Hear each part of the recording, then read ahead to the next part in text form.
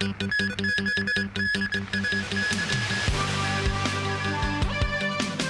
government launches Tourism Strategy 2.0. New online arrangement for public dental services.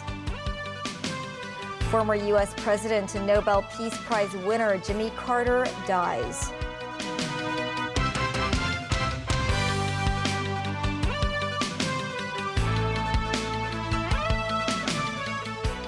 Hello, I'm Melissa Hekalea, and you're watching TVB News. The government launched its development blueprint for Hong Kong's tourism industry 2.0 today.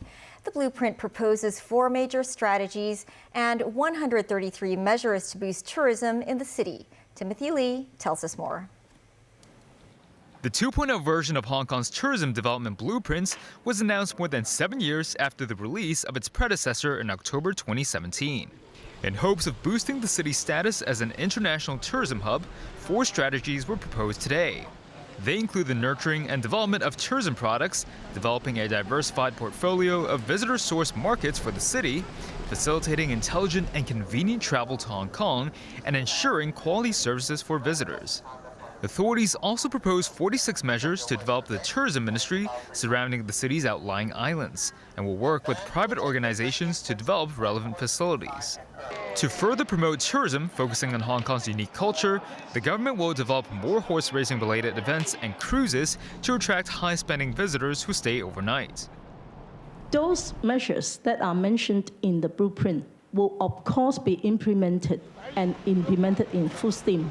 But any measure that are not included in the blueprint, it doesn't mean that we do not have them in our mind. We will continue to identify new measures, new possibilities. This report or this blueprint will last for the next 5 years. The Secretary for Culture, Sports and Tourism also noted authorities will further adjust its mega event schedule for next year to better determine which events will attract more visitors. The government expects the tourism industry could add value to the economy by $120 billion and provide some 210,000 job opportunities in the next 5 years. As part of the government's development blueprint for Hong Kong's tourism industry 2.0, authorities noted major steps have been made in the promotion of Muslim-friendly tourism. They include the invitation of internationally recognized Islamic organizations to certify halal standards in Hong Kong's hotels and restaurants. Timothy Lee, TVB News. Starting today, residents need to register online before using these services at public dental clinics. Secretary for Health Lo Chung-Mao said the new arrangement is fairer for the elderly. Under the new system, residents can reserve spots for dental clinics for the next day on the website of the Department of Health or the eHealth app. Information required includes names, mobile numbers, and date of birth. People will receive a text message if they obtain an appointment. Some elderly residents arrived at this dental clinic in Tsuen Wan and found out about the new arrangement. Secretary for Health Lo Chung-Mao inspected the clinic. He said the system prevents elderly residents from spending time queuing for dental services. Starting tomorrow, residents will get a voice alert if they receive calls from newly activated local prepaid SIM cards. It's part of the government's drive to prevent suspicious calls. The alert will be provided by mobile service providers free of charge. The Office of the Communications Authority noted it had intercepted more than 4.6 million suspicious calls as of the end of last month. This, as some lawmakers believe, the measure is not enough to tackle the city's scam call problem. Lawmaker William Wong Kam Fai suggested authorities use artificial intelligence to identify methods typically employed by fraudsters to intercept their calls. Jimmy Carter, the peanut farmer who became America's 39th president, has died at the age of 100. Carter had been in hospice care for about 22 months. He died at his home in Georgia, where he and his wife, Rosalind, who died at 96 years old in November 2023, had lived most of their lives. Nazvi Karim has more. I, Jimmy Carter, do solemnly swear. I, Jimmy Carter, do solemnly swear January 20th, 1977. Jimmy Carter, a former peanut farmer from rural Plains, Georgia, is sworn in as the 39th President of the United States of America. After defeating Gerald Ford in the 1976 election, Democrat Carter served a single turbulent term in office before losing to Republican Ronald Reagan in 1980. On the foreign policy front, Carter was at the center of some epic breakthroughs that in time established his legacy as a president for peace. Arguably, his greatest achievement was broking the Camp David Accords that brought peace between Israel and Egypt. Carter kept Egyptian President Anwar Sadat and Israeli Prime Minister Menachem Begin at the bargaining table for 13 days in 1978 until they agreed a deal. And in the midst of the Cold War, he signed the SALT II, or the Strategic Arms Limitation Treaty, with Soviet Union leader Leonid Brezhnev in Vienna that restricted the deployment of nuclear weapons. However, he pulled it back, imposed trade sanctions and ordered the US boycott of the 1980 Moscow Olympics because of the Soviet invasion of Afghanistan. His biggest crisis came in 1979 when he admitted the Shah of Iran to the US for medical treatment. The US embassy in Tehran was then overrun by followers of Ayatollah Ruhollah Khomeini. Negotiations to free 53 US hostages in the embassy broke down, and a failed rescue attempt subsequently resulted in the deaths of 8 servicemen. Talks to finally release the hostages were complete on January 19, 1981, and they were handed over to US personnel the next day, minutes after Reagan was sworn in. Domestically, he deregulated the US airline, railroad and trucking industries and established the Departments of Education and Energy. But double-digit inflation, long lines for petrol and the Iran crisis played a part in his election defeat. Nazri Karim, TVB News. It was only after leaving the White House that Jimmy Carter started to establish himself as a global humanitarian, which earned him the Nobel Peace Prize. U.S. President Joe Biden paid tribute to his friend of more than 50 years, while President-elect Donald Trump also praised the Georgia native. Carter was the only former U.S. president to explicitly call out Israel over its treatment of Palestinians in his 2006 book, Palestine Peace, Not Apartheid. Nasvi Karim again. Jimmy Carter, the home builder. Jimmy Carter, devout Christian. Jimmy Carter, the global diplomat. His 4-year presidency provided the launchpad for Carter's post-White House career as a humanitarian, alongside his wife, Rosalind. As the Empire State Building lights up in red, white and blue in honor of Carter, U.S. President Joe Biden said his longtime friend will be given a state funeral. Today, America and the world, in my view, lost a remarkable leader. He was a statesman and humanitarian. And Jill and I lost a dear friend. Just look at his life, his life's work. He worked to eradicate disease, not just at home, but around the world. He forged peace, advanced civil rights, human rights, promoted free and fair elections around the world. He built housing for the homeless with his own hands. And his compassion and moral clarity lifted people up and changed lives and saved lives all over the globe. President-elect Donald Trump also paid tribute to Carter, saying he did everything in his power to improve the lives of Americans. In his 2006 book, Palestine Peace, Not Apartheid, Carter said Israel's occupation and building of settlements are the main hurdles to a peace agreement. In an interview in 2007, he said there were powerful political forces that prevent objective analysis of the Israel-Palestinian issue, saying that if any member of Congress did speak out, they would probably not be back in Congress the next term. His humanitarian efforts earned him the ultimate award in 2002, the Nobel Peace Prize, for undertaking peace talks, campaigning for human rights, and his social welfare work. Carter was born on October 1, 1924 in Plains, Georgia. He joined the U.S. Naval Academy and graduated in 1946. After his presidency, he established the Carter Center, a non-governmental organization that helps to improve lives by resolving conflicts, advancing democracy, and preventing diseases. Nazri Karim, TVB News. Former U.S. President Jimmy Carter also established diplomatic relations with China during his presidency. President Xi Jinping offered his condolences to U.S. President Joe Biden. Mimo Singhai reports. In January 1979, the U.S.-China relationship entered a new era, a watershed moment when the two countries officially established diplomatic ties. Jimmy Carter and then Vice Premier of China Deng Xiaoping met in Washington, D.C. I welcome you, Mr. Prime Minister, Mr. Vice Premier, to the United States of America. Under Carter, Washington moved to recognize Beijing as the sole legal government of China instead of Taiwan in a major political shift. While Carter did not visit China in his presidency, the former U.S. president went to the country more than 10 times after he left the White House. He met with a number of Chinese leaders during his time there and was seen as an old friend of the country. In 1985, Carter conducted a private visit to Hong Kong. In 2016, he received the Positive Energy Prize under the Loy Ji War Prize. That's correct, right over here, Mr. 2 years later, Carter did an interview with TVB in Atlanta. He talked about how to bring positive energy to the U.S.-China relationship. First of all, mutual respect.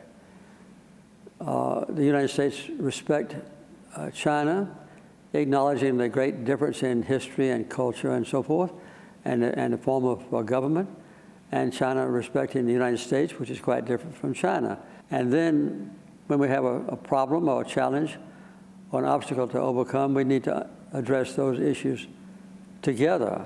In Beijing on Monday, the Foreign Ministry said China deeply mourns the passing of Carter, who was a promoter and decision-maker in building diplomatic relations between the two countries. Spokesperson Mao Ning said China holds him in high regard for making significant contributions in China-U.S. relations and the friendly exchanges and cooperation between the two countries over the years. Memos 9, TVB News. Still ahead, an elderly man is killed after a car runs onto the pavement. South Koreans mourn the victims of the fatal plane crash as authorities investigate the cause.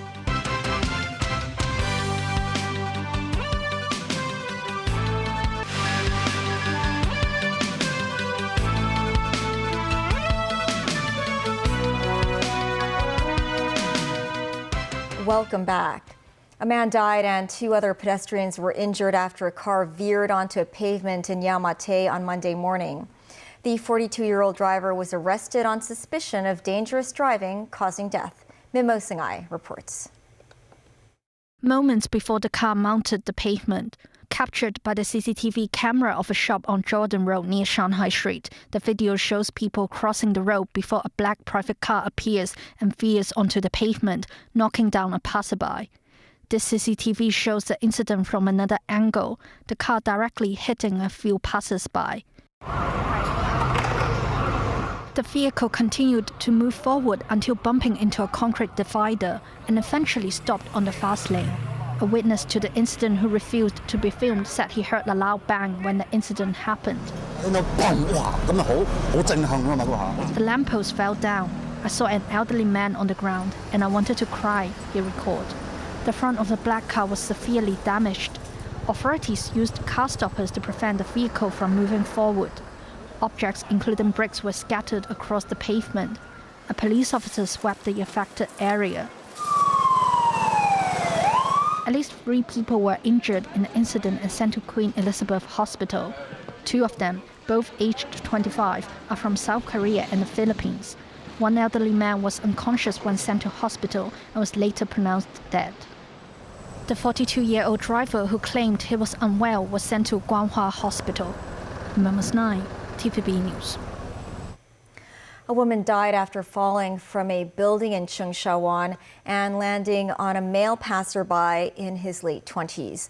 The man was unconscious when sent to hospital. The incident happened at around 2:30 p.m. on Wing Hong Street near Kimberlin Center. Bloodstains, a shoe, as well as a trolley could be seen on site. The injured man worked for a logistics company. His colleague said he was delivering packages nearby at the time of the fall. The woman that fell was confirmed dead on site, while the man suffered from head and hand injuries. He was sent to Princess Margaret Hospital for treatment. The Transport Department began issuing enhanced vehicle licenses and simplified relevant application processes starting today. The new licenses do not indicate an expiry date. Vehicle owners can instead check the expiry date by scanning a QR code. This means if the vehicle owner's registration plate number and color of the vehicle remain unchanged, the license can remain in use after each renewal. The UN Secretary General says conflict and climate change have blighted 2024, and in his New Year message for 2025, urged countries to work towards peace and stability. Antonio Guterres says despite what he called a year of wars, division, and inequality, he believes things can get better. Even in the darkest days, I've seen hope power change. I see hope in activists, young and old, raising their voices for progress. I see hope in the humanitarian heroes overcoming enormous obstacles to support the most vulnerable people. I see hope in developing countries fighting for financial and climate justice. I see hope in the scientists and innovators breaking new ground for humanity. In South Korea, mourners grieved and laid flowers at a memorial center set up in the city of Muan today after a plane crash that killed 179 people a day earlier. Mourners lit candles at a makeshift shrine. On Sunday, a Jeju Air jetliner skidded off a runway, slammed into a concrete fence, and burst into flames after its landing gear apparently failed to deploy. All but 2 of the 181 people aboard were killed. The plane was arriving from Bangkok, Thailand. Park Han-shin, a bereaved family member and representative for victims' families, spoke to reporters in Muan today. Park asked on behalf of victims' families that the South Korean airline Jeju Air come up with a monetary reparation plan for victims, including children who've lost parents. Azerbaijan's president is in no doubt that Russia shot down the plane that crash-landed in Kazakhstan, killing 38 passengers. Ilham Aliyev says he doesn't believe it was intentional, but the guilty must be brought to justice. David Garrett has more. 8243 came down on Christmas Day in Kazakhstan. It hit the ground, exploding immediately. More than half on board died. Most were from Azerbaijan. 29 survived and reported hearing bangs while airborne, suggesting the plane had been targeted. Footage of the aftermath showed holes in the fuselage, likely caused by shrapnel from Russia's air defense missiles. At first, Moscow-controlled media blamed a gas cylinder. In a Kremlin statement, Vladimir Putin apologized for the tragic incident, but did not say Russia was fully responsible. Putin said his military was repelling Ukrainian drone attacks around Grozny in Chechnya, the original destination of the downed airliner. Aliyev spoke with Putin over the weekend as the investigation continues. His government has suspended most flights to Russia. A fire broke out at a hotel in a popular tourist area in Bangkok, killing 3 people with several others injured. The incident occurred at the Ember Hotel on Khao San Road, a famous backpacker street in the Thai capital known for its nightlife. The fire erupted on the 5th floor of the 6-story hotel. The flames were eventually contained. The cause of the blaze remains under investigation. 75 people were staying at the hotel at the time of the fire. The 3 people who died were all foreign tourists. 7 people were injured, including 2 Thai nationals and 5 foreigners. Tunneling is complete on the world's longest expressway tunnel between Urumqi and Yuli in northwest China. The Shengli Tunnel passes through the snow-covered Tian Shan Mountains of Xinjiang. The 22-kilometer project will cut the journey time from 3 hours to 20 minutes. The world's longest road tunnel is in Norway and is 25 kilometers long. 3,000 construction workers have taken 4 years to make the two ends meet. This thoroughfare is part of the National Highway 216, which links Urumqi to Korla and will reduce the 7-hour trip by half and is due to open to traffic in October. That is the news. Thanks for watching. Bye for now.